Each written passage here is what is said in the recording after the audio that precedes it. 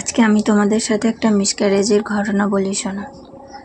2023-এ আমার ল্যাপ্রোস্কোপি হয়। তো ল্যাপ্রোস্কোপি করার 1 মাস পরেই আমি আবার কনসিভ করি, কিন্তু আমি বুঝতে পারিনি। কারণ হচ্ছে যে আমি ভেবেছি যে অপারেশন হয়েছে, তো ওই জন্য 1 মাস লেট হচ্ছে, কিন্তু আমি বুঝতে পারিনি যে আমি আবার এবারে কনসিভ করেছি। তারপর যখন আমার শরীরটা একটু একটু করে খারাপ করে, তখন আমি ভাবি যে ঠিক আছে একটা টেস্ট করে দেখি, কারণ করতে ইচ্ছা করছিল না, প্রতিবার করি প্রতিবার হয় না। তো ভাবলাম এইবার একবার দেখি টেস্ট করে। তো একটা টেস্ট করলাম, দেখলাম পজিটিভ এসছে। তারপর ভাবলাম যে ঠিক আছে ডক্টরের কাছে যাব। তো আজ তো বৃহস্পতিবার, আর শুক্রবারের পর শনিবার আমার ডক্টর বসে, কারণ ডক্টর একদিন বসে। তো ওই জন্য আমি অপেক্ষা করলাম, কিন্তু ভাগ্যে আর অন্য কিছু ছিল আমার। শুক্রবার রাত্রে আমি খাওয়া দাওয়া করে, রোজকার মতো খাওয়া দাওয়া করে আমি শুতে যাচ্ছি। তারপর আমার বাথরুম লাগলো, আমি বাথরুম গেলাম, বাথরুম যেয়ে বসেছি, আর আমার মনে হলো যে যেন কোন রক্তের ক্লটের মতো আসছে। তখন আমি ভাবলাম যে এরকম কেন হচ্ছে, যেহেতু আমি কনসিভ করেছি, এরকম তো হওয়ার কথা নয়। আমি আমার হাজব্যান্ডকে ডাকছি বাথরুম থেকে, কারণ আমি বাথরুম থেকে উঠে আর দাঁড়াতে পারছি না গো। আমার হাজব্যান্ডকে আমি খুব জোরে জোরে চিল্লে ডাকছি। তারপরে এলো আমার হাজব্যান্ড, আমি বললাম এরকম হচ্ছে। তখন আমার মাকে ফোন করলো, যেহেতু আমি আর আমার হাজব্যান্ড থাকি, আর কেউ থাকে না। আমার মাকে ফোন করলো, আমার মা বললো তাড়াতাড়ি হসপিটাল নিয়ে যাও। তো তারপর আমাকে ওইভাবেই হসপিটাল নিয়ে চলে গেল। ডক্টর আমাকে যখন চেক করে দেখলো, তখন বললো যে মিসক্যারেজ হয়ে গেছে। তো তুমি যাও, যে একটা আলট্রাসোনোগ্রাফি করে দেখো, নিয়ে এসো। তারপর আলট্রাসোনোগ্রাফি করা হলো, আবার ইউরিন টেস্ট করা হলো, দিয়ে দেখলো আলট্রাসোনোগ্রাফিতে বাচ্চা মিসক্যারেজ, যেহেতু বাচ্চাটা 6 সপ্তাহের বেশি হয়ে গিয়েছিল, 7 সপ্তাহের মতো চলছিল।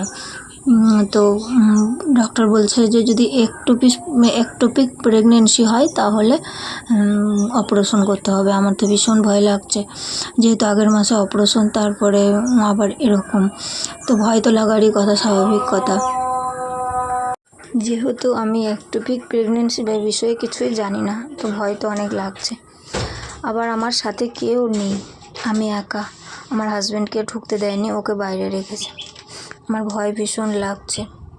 আর আমি তোমাদেরকে জানিয়ে দিই যে আমার আগেও একটা মিসক্যারেজ হয়েছিল, সেটা আমি তখন আমার মায়ের বাড়িতে ছিলাম, আর এখন আমি শ্বশুর বাড়িতে।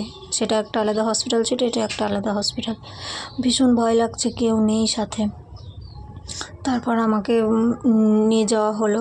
তারপর ডক্টর দেখলো, বললো ওয়াশ করতে হবে।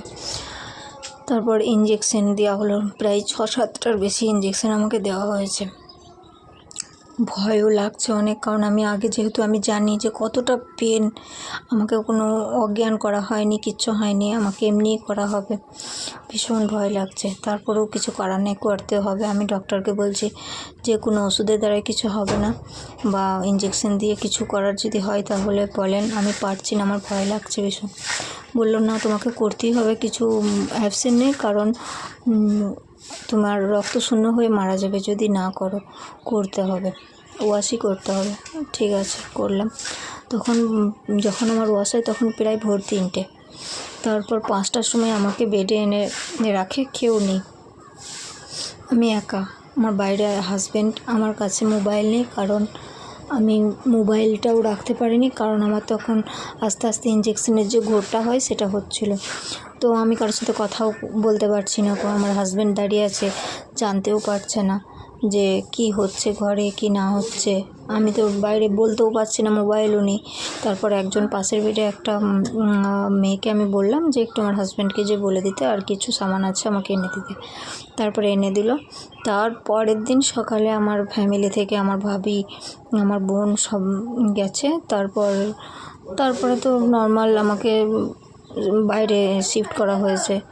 তারপর আমি এখন মায়ের বাড়িতে আছি। আমার আব্বা বারবার ডাকছে আমাকে, তাই একটু কেটে, যাই হোক। তারপর আমাকে রেস্টে রাখতে বলেছে, অনেক দিন আমি রেস্টে ছিলাম। আমাকে বললো 6 মাস তুমি কোনো প্ল্যান করবে না। তারপর এইভাবেই চলে যাচ্ছে। তারপর আমি 6 মাস